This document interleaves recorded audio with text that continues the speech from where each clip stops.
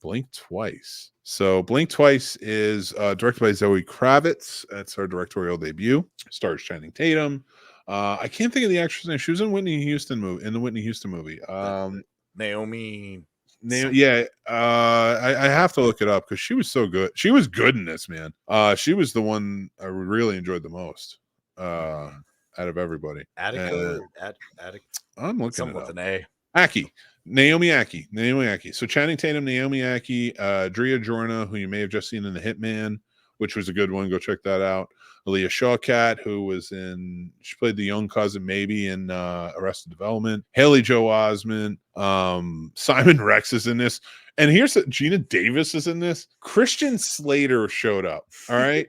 When Christian Slater shows up in a movie or a TV show, hardcore going to be creepy. I know it. Yes. Now, do I think Christian Slater is a creepy individual? No. I think, whatever his demons were in the past, stuff like that. When I see him in interviews, he seems like a pretty nice guy. Like, he seems kind of down to earth, like talking, like, he's funny. So, like, that's where I weigh it. I don't care, probably never going to meet him. So I have to add, though, whenever I see him show up in a movie, creepy. I know this is going to be like, I didn't know what this movie was going into it, and then I saw him and I was like, oh, it's a horror movie. Yeah, but what kind? Because it's going to be creepy. So that's where I went with it. I was like, Channing Tatum's weird white teeth, with his little, like, he kind of with the white teeth and like the pointy beard, he kind of reminded me of Jax from Sons of Anarchy at times. I could see that. Yeah, she said that. Yeah. So he, Charlie Hunnam. So yeah, all these people are in this movie. Zoe Kravitz directorial debut.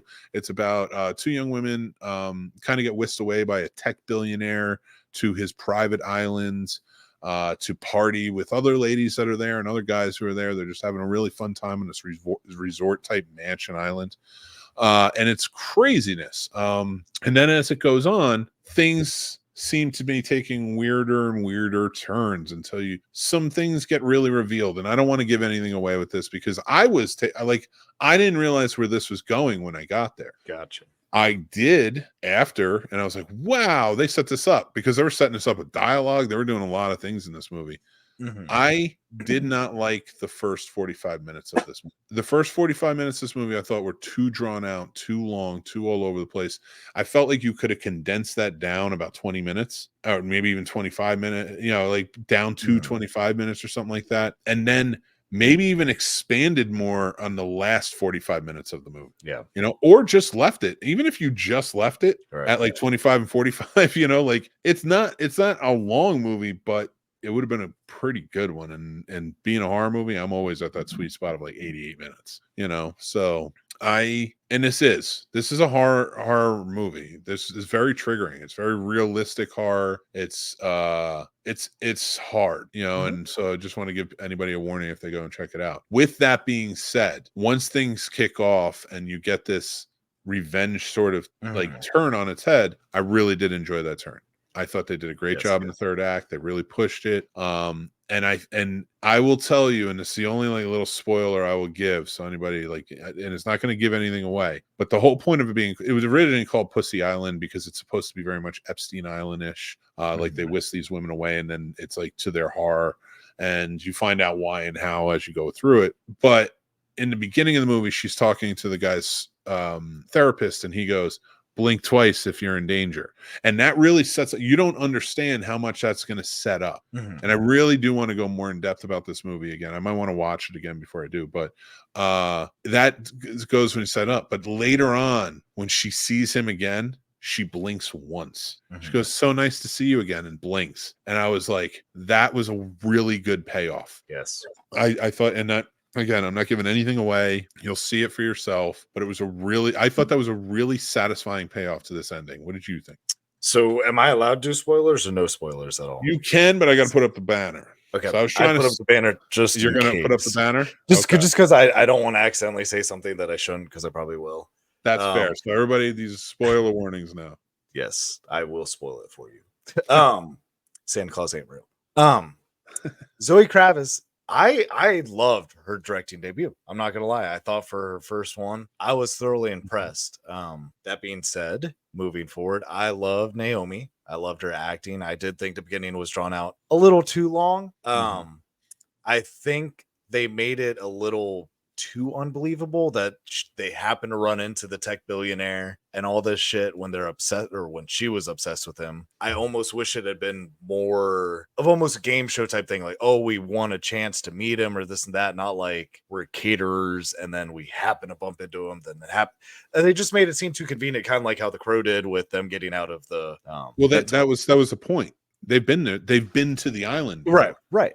But I don't know. I just think they should have done something different just to make it seem, because we didn't know they had been there before until the end, and they didn't know they had been there before until later. So that's what I'm saying. But the guys knew they were there. The guys set this up to make them be there. Right. But they still could have set it up as something more fun, like, oh, win a chance to meet the tech billionaire, fucking like my Instagram picture. But the whole point of it was to make her want to come to him. Right. Him being at this thing. Oh, she somehow gets a chance to go. She's so obsessed. She wants to go to him. He loves that affection from her. So when he saw her show up, he's like, I'm taking you. And that's why at the end, when he's like, you're my best friend, he truly believes this. He doesn't know what it's like to have a friend. All these guys are like part of the monsters, like completely like he's a monster too, don't get me wrong, but like part of the monsters heading him on.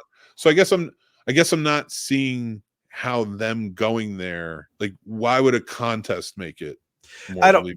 So what I was saying, I don't know. It just doesn't, to me, that doesn't make sense. That, like, let's say, I don't know, because I'm not obsessed with celebrities like that. But if I was obsessed with Jenna Ortega, like, it wouldn't make sense. It wouldn't make sense that I'm at my job and then all of a sudden Jenna Ortega's there. Then I fumble some piece of fucking furniture and she's like, "Oh, well, let me help you." And then all this, as opposed to if I was obsessed with her and Sturdy was running a contest to meet her, and I was like, "Yeah, I'll just throw my name in there and like the picture." Oh, I won, and I still get to meet her. That makes a little bit more sense to me. It's more realistic to me. I disagree within the physics of this movie, though. And the reason I say that is because I see what you're saying. That's been done. Right. There's always been the contest to like, and then it either turns to shit or it's a love story that just is like, wow. Like it's a love triangle somehow. And I'm not against the idea of that, but them winning a contest is the chance. Now, it would be cool if they did that, if he had a lot of women that he was doing this to over time, which he did. And we knew that, but like he had a lot of women that he was allowing this to happen to over time. And then he would run contests and they would all enter obsessively to meet him. And then he would just take his pick on who he's going to bring. And if they played that storyline out, but because like over and over, like he almost, like his version of love, which was really just a desire or lust towards her because he had no one else. Like he was taking steps like through even in therapy to manipulate her. And that was why I thought it was so good that Jess went with them, because she had never been there before. So when she got bit by the snake, all the effects of the toxins wore off. Instantly, and like and that's why it's so quick. Like how many times has what's her name been there? To the fact where she can't remember in real life anything. And I had a gripe about that. Just because it seemed like that toxin didn't stay in your system that long. So I was kind of curious what the time span was from the last time she was there to the current time we got to see her go there. No, it stayed in their systems as long as it didn't, until the snake bite juice came in, because remember, she drank it and that's when her effects wore off, because the woman walked in with the bottle and she it's just until you take the venom, then it's just taking effect, period. I mean, I don't think they went that far into it, but yeah, I would assume so, because like no, that's fine. That answers my question. So I think they would come out of it when they were going through the trauma, and then they said they would clean them up and then they would make them forget and then put them back. So like it was a really intense. It was tough. It was tough, and I knew it'd be tough. And I appreciated that they put a trigger warning at the beginning of this movie. It was interesting seeing that pop up on the screen. I'll stay away from those words, but the R&R, it was tough, man. Even though it was I'll say it was brief. So if it is a sensitive subject for you guys and triggering, I'm not trying to say it won't trigger you, but I will say they do it very respectfully and they do it very quickly. But it is very intense, like super intense.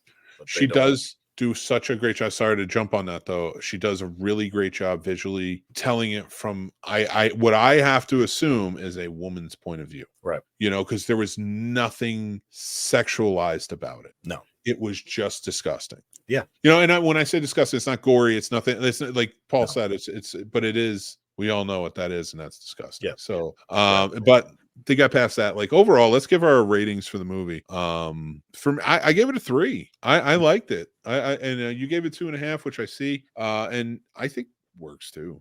I think that's like middle of the road sort of, go check it out. Like it didn't blow me away. I would say wait for streaming. Right. I'm also going to tell you, get through that first 45 minutes if you want to see the good stuff. Because again, that first 45 minutes, if I had bailed on that, like I knew I was going to review it, so I was going to watch the whole thing. But if this was just a movie I was watching, I probably would have bailed on it. Yeah. Because 45 minutes was just they weren't doing enough. They weren't building attention up enough. They were just like having fun and it's getting crazy. And and it's like by that point, I'm like looking at my watch. I'm like, all right. So that's why it doesn't have a very high rating for me. But and same for me. And for me, it's rewatchability, and because of the theme of it, it's just like spit on your grave. This is a movie I watched once. This is also a movie I watched once. I don't get joy from it, so I just won't watch it again just because I get it and that's it. And I get that. You know, that's for me. I'm not saying it's an absolute shit movie, but for me, I can see why though. It's a hard one. Like even when I'm saying like I may watch it again, it's for research purposes for film. Like it's not going to be a fun watch. Right? Yeah, I'm not going to sit there and be like, oh, I'm in a good mood. Let's watch Blink twice. Yeah. Oh, Jesus Christ. Maybe the first 45 minutes and then watch the first 45 minutes and then watch Without a Paddle. There you go. I feel like you can complement those movies well. Just watch Scary Movie 2 or 3 because it's got that guy from, I forget that actor's name. I Have a Dream. What is your dream? To have a dream. Simon Rex. Yeah. There you go. He was fucking Simon Rex. I was like, what the fuck is he doing? Anyway. He told the story, and I remember this. He was an MTV VJ back in the 90s, and he interviewed Tupac completely stoned off his ass. Live. Like you watched it live. It was crazy. It was funny. All right, let's move on to, I want to say thank you everybody for watching and hanging out with us tonight. But before we go, a few announcements. Again, thank you to our sponsor, StubHub. We truly appreciate it. Go get your tickets. Venues coming up. You want to go see a comedy show. You want to go see, a sporting event coming up. Football's coming up. Go to StubHub, get your tickets. I might actually go see Bruce Springsteen this weekend, and I will be getting my tickets on StubHub right down at the link below. Let them know we sent you. We truly appreciate it. But guys, this Friday, I will be watching The Last Drive-In Night Marathon, and I bought the survival kit, and I did a review for it. That's right. So go check it out. Let me know what you think, and if you're joining in, join over on our Discord. Only way to do that, you got to become a patron, either free or paid tier. You pick. I don't care. Appreciate the support on the paid. Appreciate the follow on the free. But you're going to get your own perks like our newsletter, links. We're doing giveaways. We have another giveaway happening next month. Again, I'm going to go with a little hint to what that could be. Oh, no. Oh, I'm sorry. Oh, that's right. Yeah, maybe a little popcorn bucket. That's right. A little hint. Beetlejuice. And that's all I'm going to say. But how dare you if he shows up? So, and we will be reviewing that next week. Of course, the wonderful ladies over at the VHS Club podcast are going to be joining us.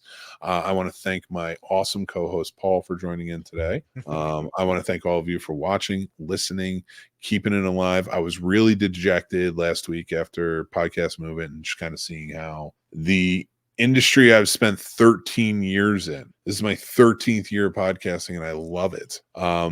Doesn't really respect what I do, but my love of film, my love of filmmaking and things like that, I have to keep this up. And I appreciate every one of you out there who supports this and is a part of it, sees the journey and the channel that I'm building, and comes out and wants to follow and join in on the Snob Nation. That's right. Let me say the motto. We love movies, and we know you do too. So join the Snob Nation.